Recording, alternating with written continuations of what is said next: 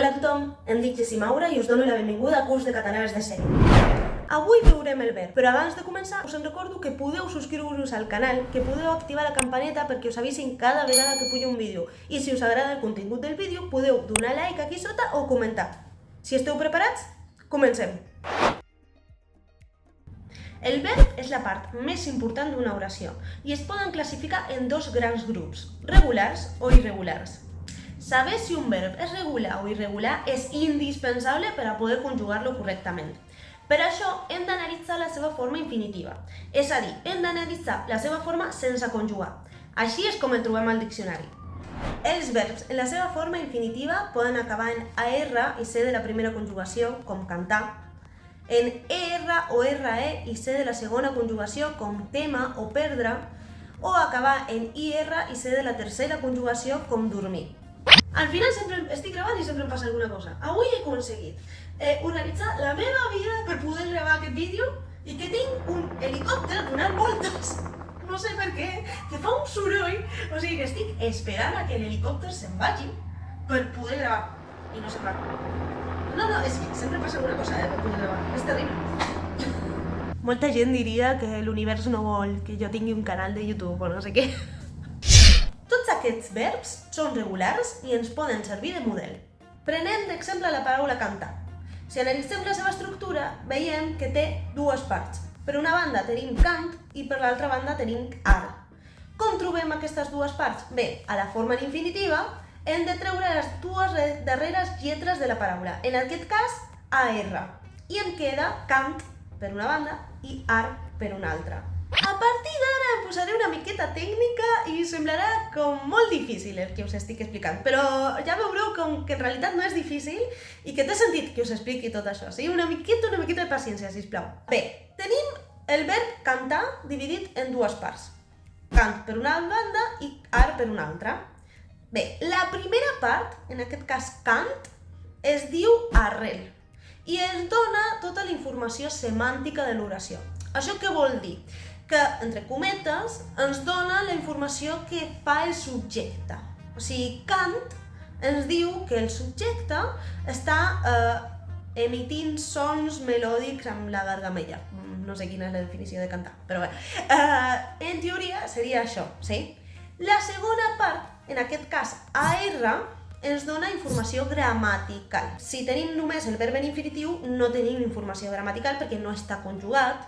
Sí, ens dona la informació de primera conjugació només, però no està conjugat.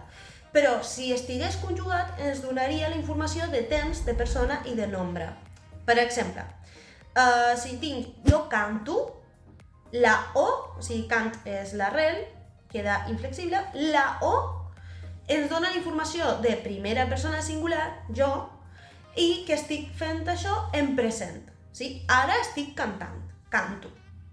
Dada extra. Com el verb té la informació gramatical, no fa falta posar subjecte a l'oració catalana. Abans he dit jo canto posant-li el pronom personal jo com subjecte perquè vosaltres podeu veure bé quina persona era i això. Però en realitat el verb ja té la informació, o sigui que jo perfectament puc dir canto i la persona que escolta o que llegeix aquesta oració sap quin és el subjecte. No fa falta posar-ho sempre. Em demanareu per a què serveix trobar les dues parts del verb. Bé, per poder conjugar-lo. A l'arrel jo li puc afegir temps, persona i nombre i en aquest cas l'estic conjugant. Estic conjugant el verb. Si l'arrel no es modifica, llavors és un verb regular i el que jo he de fer és anar a la regla per poder posar-li la desinència verbal corresponent de temps, persona i nombre.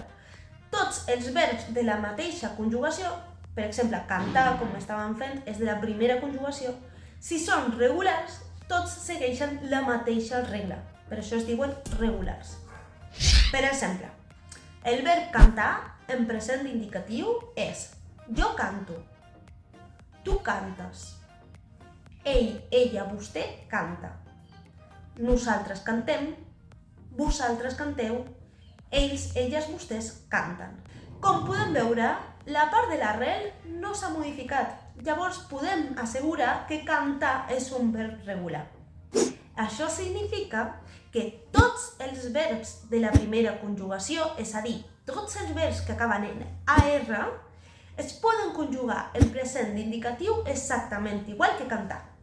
Per això ens serveix saber si un verb és regular o irregular i també a quina conjugació pertany, per poder conjugar-lo bé.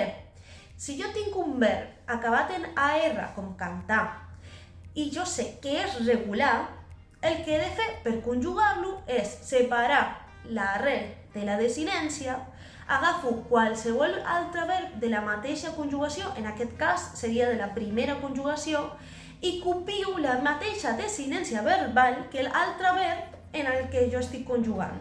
Perquè com són tots regulars i tots pertanyen a la mateixa conjugació, llavors tots tenen la mateixa desinència verbal.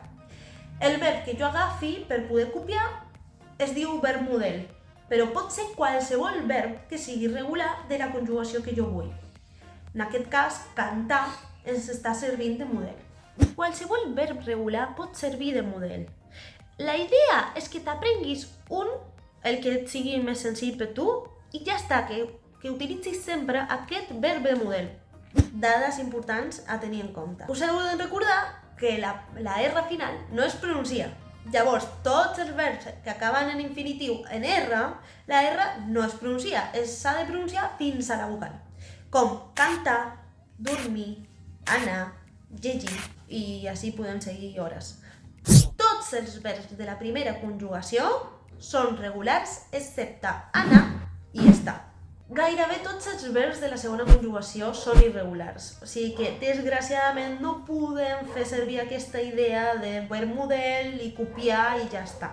Ens hem d'aprendre a la seva forma. I són molts dels verbs que fem servir dia a dia, com fer, tenir, ser, dir-se, viure i un parell més. Res, ens hem d'aprendre i ja. Els verbs regulars de la tercera conjugació es divideixen en dos subgrups. Per una banda tenim els verbs purs, com dormir, i per una altra banda tenim els verbs inquatius, com llegir, que pertanyen a un o a un altre subgrup depèn de la seva conjugació. Els verbs inquatius afegeixen e i x entre l'arrel i la desinència. Però això ho veurem bé quan veiem present indicatiu. Ara no, ara només us estic dient perquè ho sapigueu. Bé, fins aquí el vídeo d'avui. Us en recordo que si us agrada el vídeo podeu donar like aquí sota, que podeu subscriure-us al canal si us agrada el canal, que podeu activar la campaneta perquè us avisin cada vegada que pujo un vídeo. I si teniu dubtes també podeu escriure els dubtes aquí sota, que jo quan tinc un temps m'assec i responc els dubtes. I si no, podeu seguir al següent vídeo on veurem els pronoms personals forts. Adeu!